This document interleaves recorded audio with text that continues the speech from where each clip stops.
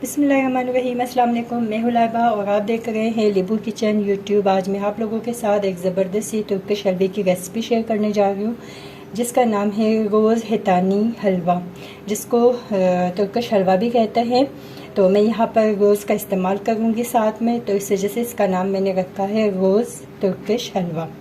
तो इसके लिए हमें जो इंग्रेडिएंट्स की ज़रूरत है, यहाँ पर मैंने लिया है 1 कप ड्राई मिल्क और 1 कप मैंने लिया है यहाँ पे पिसी हुई शुगर, और यहाँ पर मैंने लिया है अखरोट जिसको मैंने कटिंग करके रख लिया है चॉप करके। और यहाँ पर मैंने लिया है तो इससे रोज़ की पत्तियाँ ली हुई है, और यहाँ पर लिया है 1 कप सफ़ेद तिल लिए है, और हमारे पास है 2 कप कुकिंग ऑयल, और साथ में है 1 टीस्पून कार्डमम। तो अब हम इन सब चीज़ों को मिक्स करके रेडी करते हैं। तो सबसे पहले हम सफ़ेद तिल को जो है ना हल्का सा रोस्ट करते हैं, फिर उसके बाद इन सबको ऐड करके रेडी करेंगे। तो चलिए स्टार्ट करते हैं जी व्यूवर्स। तो यहाँ पर मैंने एक अदद फ्राई पैन ले लिया है, और यहाँ पर हम ये सीसम सीड्स इसके अंदर ऐड कर देंगे ताकि अच्छे से इसको हम रोस्ट कर सकें। तो इसको हम हल्का सा ब्राउन होने तक रोस्ट करेंगे। इसको हाई टू मीडियम फ्लेम पर हल्का सा इसको रोस्ट कर लेते हैं व्यूवर्स। इसमें से हल्का हल्का सा इसका कलर चेंज होने स्टार्ट हो गया है, तो अब हम इसको मज़ीद तकरीबन 5 मिनट मज़ीद हम इसको रोस्ट करते हैं। यहाँ पर ये देखिएगा व्यूवर्स, ये अच्छे से जो है ना कलर चेंज कर दिया है। तो अब हम गैस का फ्लेम करते हैं ऑफ, और इसको रख देते हैं तो इसे ठंडा होने के लिए। तो ये देखिएगा व्यूवर्स, हमारी जो सीसम सीड है ये बिल्कुल ठंडी हो गई है। तो अब हम इसको ग्राइंड कर लेते हैं ग्राइंडर में डाल के हल्का सा डाल के पीछे।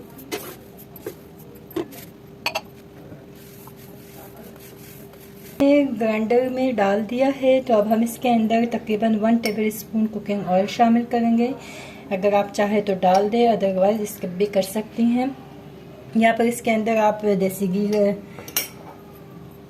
यहाँ पर इसके अंदर आप लोग घी का इस्तेमाल भी कर सकते हैं, जिसको अच्छे से जो है ना आप लिक्विड फॉर्म में लेकर आ जाइएगा। फिर उसके बाद आप इसे इस्तेमाल करें, या तो इसमें बटर भी यूज़ कर सकते हैं। तो चलिए इसको हम पीस लेते हैं।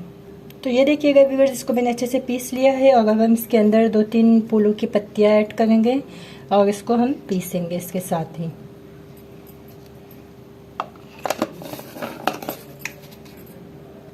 तो अब हम सबसे पहले इस बाउल के अंदर हम शुगर ऐड करते हैं, जिसको हमने ऑलरेडी पीस लिया था। और अब हम इसके साथ साथ मिल्क पाउडर ऐड करेंगे,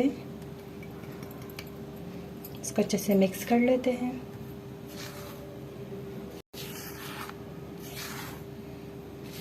कार्डमम ऐड करेंगे, और इसके साथ ही हम इसमें ऐड कर देंगे जो सीसम को हम लोगों ने पेस्ट बना लिया था, वो अब हम इसके अंदर ऐड कर लेते हैं।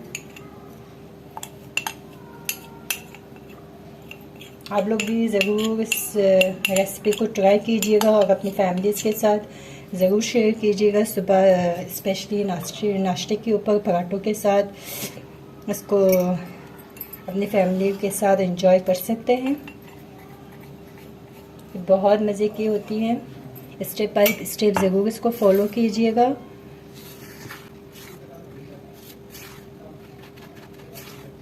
से मिक्स करना है जब तक ये यकजान नहीं हो जाते।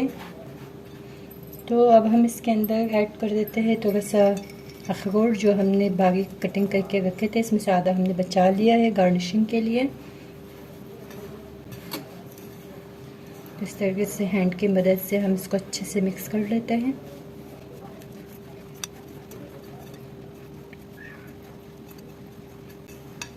इसमें जो हमने शुगर ऐड किया था वो अब इसके अंदर हल्की से मेल्ट होनी शुरू हो गई है। ये देखिएगा, ये इस तरीके से जम गई है। तो अब हम इसको अच्छे से मज़ीद गूंद लेते हैं आटे की तरह। इसमें थोड़ा सा कुकिंग ऑयल इस्तेमाल शेयर करते हैं। तकरीबन मैंने इसके अंदर 3 से 4 चम्मच कुकिंग ऑयल का इस्तेमाल किया है। अब हम मज़ीद इसको 5 मिनट और इसके आटे की तरह गूंद लेंगे। इसको चीज़ें देखिए एकजान होना शुरू हो गई है इस तरीके से।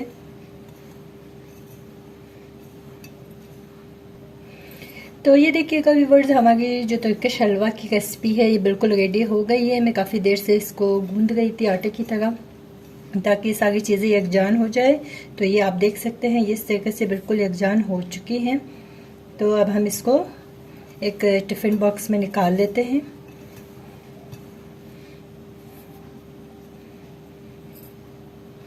मैंने यहाँ पर जो है ना एक बंद कंटेनर ले लिया है, जिसको टिफ़िन भी कह सकते हैं तकरीबन, क्योंकि मार्केट में भी ज़्यादातर जो तुर्किश चीज़ें मिलती है वो इसी में ही मिलती हैं।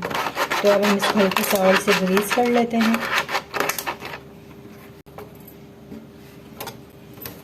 अब इसको हम गार्निश कर देंगे अखरोट से। अब इसके अंदर साथ में हम ऐड करेंगे सनफ्लावर्स। तो इसके अंदर अपना डो जो है ऐड कर देंगे।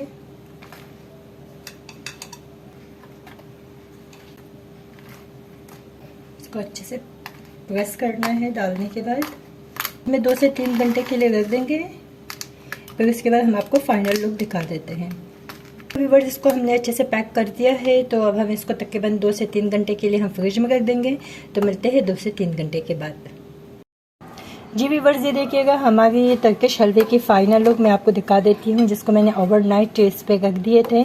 तो अब हम इसको सर्विंग प्लेटर पे डिश आउट करते हैं। तो ये आप देख सकते हैं, बहुत ही ज़बरदस्त लुक आया है इसका। ये देखिएगा माशाल्लाह से बहुत ही अच्छी लुक आई है। तो आई होप सो कि आप लोग को मेरी ये रेसिपी बहुत अच्छी लगी होगी टर्किश हलवे की। तो आप लोग भी अपने घर वालों के साथ इस रेसिपी को शेयर करें, अपनी फैमिली फ्रेंड्स के साथ शेयर कीजिएगा और ज़रूर ट्राई कीजिएगा और मुझे कमेंट सेक्शन पे ज़रूर बताइएगा कि आप लोगों को कैसी लगी है। तो अलीबू किचन को लाइक करें, शेयर करें और सब्सक्राइब करना मत भूलिएगा। तो हम इंशाल्लाह हम पर मिलेंगे अपनी नेक्स्ट वीडियो के साथ। तब तक के लिए अल्लाह हाफ़िज़।